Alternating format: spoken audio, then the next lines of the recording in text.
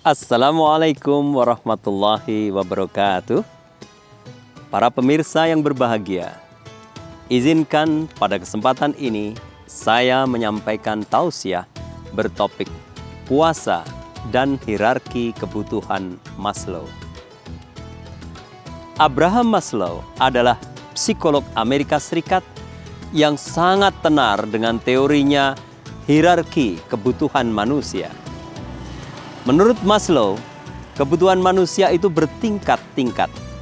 Yang paling rendah disebut kebutuhan fisiologis seperti pangan, sandang, dan papan seperlunya, yang harus terpenuhi lebih dahulu sebelum memenuhi kebutuhan lainnya. Setelah kebutuhan fisiologis tersebut terpenuhi, manusia ingin memenuhi kebutuhan yang lebih tinggi lagi, yakni kebutuhan akan rasa aman. Kemudian setelah rasa aman terpenuhi, di atasnya lagi ada kebutuhan bersosialisasi. Kemudian kebutuhan akan penghargaan.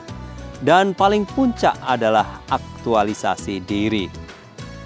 Nah, aktualisasi diri menurut Kamus Oxford artinya adalah keinginan seseorang untuk menggunakan semua kemampuan dirinya dalam rangka mencapai apapun yang mereka mau dan bisa lakukan. Para pemirsa yang budiman, pada perkembangannya, teori Maslow tersebut juga mendapatkan kritik. Hal ini dikarenakan adanya sebuah loncatan pada piramida kebutuhan Maslow yang paling tinggi, yaitu kebutuhan aktualisasi diri itu. Pada kenyataannya, untuk mewujudkan aktualisasi diri, seseorang tidak harus memenuhi lebih dulu keempat kebutuhan yang lebih rendah tadi. Para pemirsa rahimakumullah, jika kita bersetuju bahwa aktualisasi adalah keinginan seseorang untuk menggunakan semua kemampuan dirinya dalam rangka mencapai apapun yang mereka mau dan bisa lakukan, maka keinginan seorang hamba yang beriman kepada Allah Subhanahu wa Ta'ala untuk melaksanakan ibadah puasa Ramadan dengan niat mengerahkan kemampuan dirinya secara sadar untuk bersabar dan menahan diri untuk mencapai derajat seorang mukmin adalah sebentuk aktualisasi diri. Puasa dengan demikian adalah aktualisasi diri umat beriman tanpa memandang apakah kebutuhan-kebutuhan lainnya telah terpenuhi.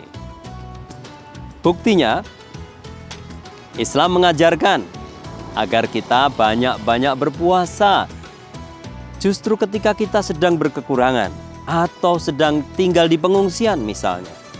Contoh lain, Islam mengajari kita untuk berpuasa tatkala kita belum mampu menikah. Puasa juga dilakukan oleh Rasulullah SAW beserta para sahabatnya justru ketika situasi tengah tidak aman selama pertempuran Khandaq di bulan Syawal tahun ke-5 Hijriah bertepatan dengan tahun 627 Masehi. Untuk berpuasa berarti seseorang juga tidak perlu harus bersosialisasi atau diketahui oleh orang lain. Bahkan Allah menyatakan dalam hadis qudsi yang termuat dalam Sahih Bukhari nomor 1904. Kullu amali ibni Adam lahu illa syiyam fa innahu li wa anna azzibi wa syiyamu junnah. Seluruh amalan anak Adam untuk mereka sendiri kecuali puasa. Sungguh ibadah puasa itu untukku, kata Allah. Akulah Allah yang langsung memberikan pahalanya. Puasa adalah perisai. Para pemirsa yang baik hati, puasa merupakan amalan yang hakikatnya tidak diketahui kecuali oleh Allah Subhanahu wa Ta'ala dan orang yang mengamalkannya sendiri.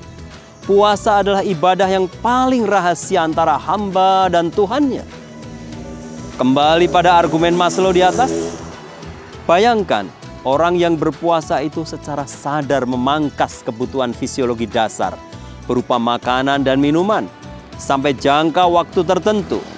Hal tersebut dilakukan sehingga menimbulkan rasa welas asih dan kesetiakawanan kepada sesama manusia yang kurang mampu memenuhi kebutuhan fisiologisnya itu dalam bentuk sedekah, infak, dan zakat sebagai aktualisasinya. Kemudian, aktualisasi ibadah puasa juga tidak harus terlebih dulu memenuhi kebutuhan yang akan penghargaan diri atau self-esteem. Tidak ada gelar dan tidak ada wisuda bagi orang yang berpuasa. Jika dalam bulan Ramadan seorang hamba beruntung mendapatkan Lailatul Qadar pun, itu semata-mata merupakan rahasia terdalam antara dirinya dan Al-Khaliq. Para pemirsa yang berbahagia, dapat disarikan di sini bahwa puasa adalah aktualisasi diri orang beriman yang merupakan kebutuhan puncak dari semua ritual bukti cinta dan bakti kepada Allah Subhanahu wa Ta'ala.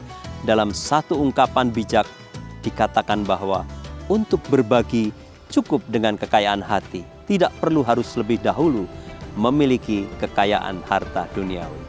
Selamat melaksanakan ibadah Shaum Ramadan 1441 Hijriah. Wassalamualaikum warahmatullahi wabarakatuh.